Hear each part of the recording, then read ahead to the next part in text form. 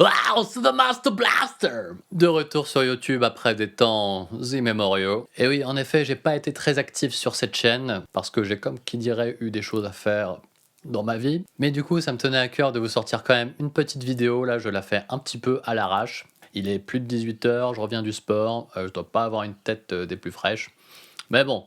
Donc aujourd'hui, on va simplement parler de tout ce qui abîme les cheveux en été et comment s'en protéger. Comme ça, tu pourras revenir en septembre avec des cheveux en temps.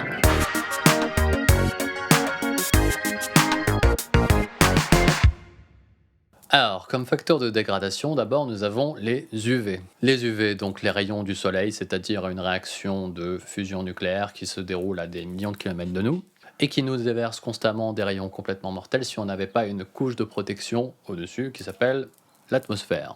Et il se trouve que ces rayons-là abîment également les cheveux. Ça endommage la kératine, mais aussi les molécules qui colorent nos cheveux, c'est-à-dire la mélanine. C'est pour ça que le soleil éclaircit les cheveux. Donc que faire pour préserver ses cheveux des UV?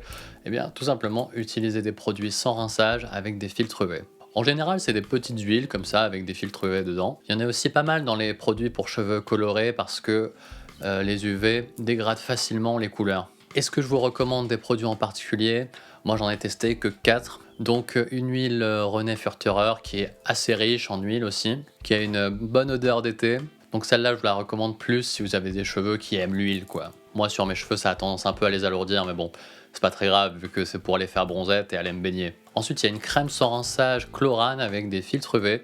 Je crois que celle-là, justement, c'est pour les cheveux colorés. Elle est vraiment cool, elle a une espèce de texture yaourt. Il me semble qu'elle a la cranberry. Aussi, j'ai testé la Bumble and Bumble. Je me souviens plus exactement du nom du produit, mais c'est un sérum avec des filtres UV. Et aussi un sérum de chez L'Oréal qui sent très bon. Donc c'est un petit flacon jaune là avec une gamme spéciale soleil. Alors vous devez savoir un truc quand même, c'est que il n'y a pas vraiment de réglementation définie concernant les produits UV pour cheveux. Vous savez, pour la peau, il y a des SPF 30, 50, tout ça. Sauf que ça, pour les cheveux, ça n'existe pas. Donc on n'a pas vraiment de moyen de savoir si tel produit protège objectivement mieux que l'autre. C'est un petit peu dommage, quoi.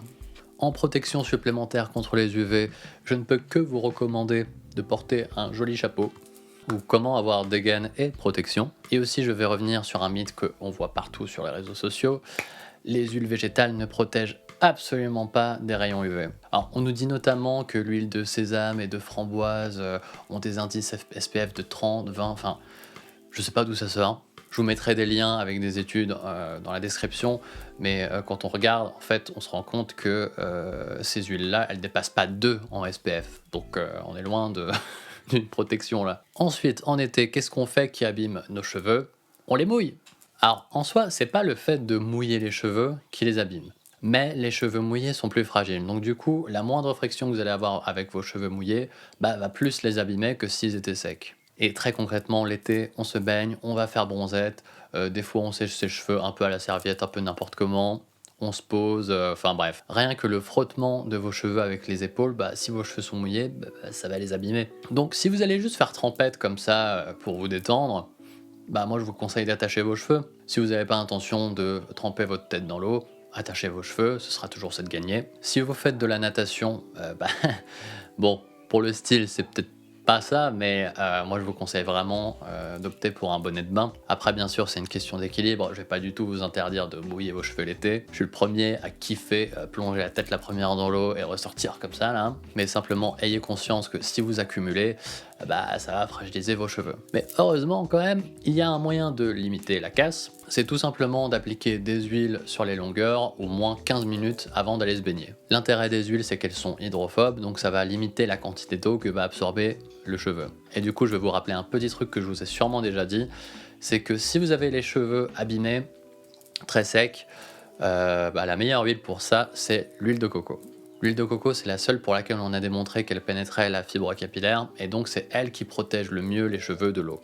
Alors ça veut pas dire que c'est une huile miracle, hein. Moi par exemple si j'en mets, ça va me les alourdir. Mais si vous avez des cheveux très secs ou abîmés, ça peut vous aider.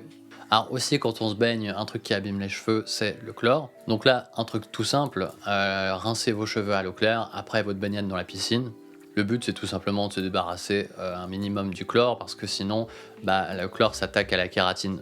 Ensuite, le soir, quand vous rentrez, pensez à faire un shampoing. Comme ça, vous êtes sûr qu'il n'y a plus de chlore. Et d'ailleurs, j'en profite pour dire que, en gros, toutes les astuces contre la pénétration de l'eau marchent contre le chlore aussi. Donc les huiles avant baignade, ça marche aussi, vu que ça va empêcher le chlore de trop pénétrer la fibre capillaire. Vous serez peut-être surpris que je ne vous parle pas du sel, parce que c'est vrai que beaucoup de gens disent que le sel abîme les cheveux. Mais je vais vous dire un truc, moi j'en suis pas convaincu. Peut-être que trop de sel, ça peut endommager les cheveux, mais en soi, ça m'étonnerait que ce soit si néfaste que ça. Le sel, on en a dans les produits capillaires. Sodium chloride dans la compo. Ça sert à changer la viscosité du produit. On en a aussi dans des sprays un peu texturisants pour donner du volume. Donc bon, ça fait que ça m'étonnerait que en soi le sel ce soit si dommageable pour les cheveux. Au pire, si vous avez des doutes, vous avez juste à rincer vos cheveux à l'eau claire. Mais moi personnellement, je pense que si les gens ont des cheveux abîmés après la plage, c'est plutôt à cause de l'eau. C'est pas rare sur la plage de voir des gens frotter leurs cheveux pour les sécher, donc bon, après faut pas trop s'étonner quoi. J'en profite pour aborder un sujet que j'ai pas abordé sur Instagram ou TikTok. Qu'est-ce que ça vaut les gammes Soleil? Toutes les gammes de marques spéciales Soleil, enfin il y en a pas mal qui en ont.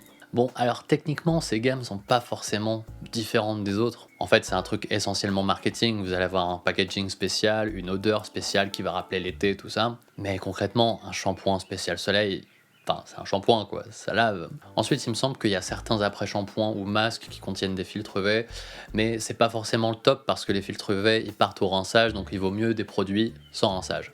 J'ai remarqué que dans les masques, il y avait souvent des huiles minérales pour combler vraiment les dommages de l'été, mais moi je vous conseille vraiment de prévenir les dommages plutôt que d'essayer de les réparer après. Parce que je vous le rappelle, le cheveu c'est une matière morte, donc elle va jamais se régénérer. Donc une fois que vos cheveux sont abîmés, ils sont abîmés quoi.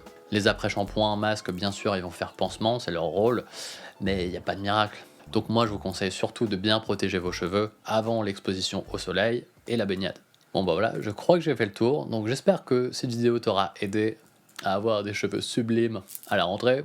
Si je te manque sur YouTube, mais n'hésite pas à me rejoindre sur Instagram ou TikTok parce que là je suis un peu plus actif. J'adore faire des vidéos YouTube, mais le truc c'est que ça prend beaucoup de temps et d'énergie, donc voilà, je fais ce que je peux. En tout cas, je te souhaite un très bon été, prenez soin de vous, prenez soin de vos cheveux, ciao!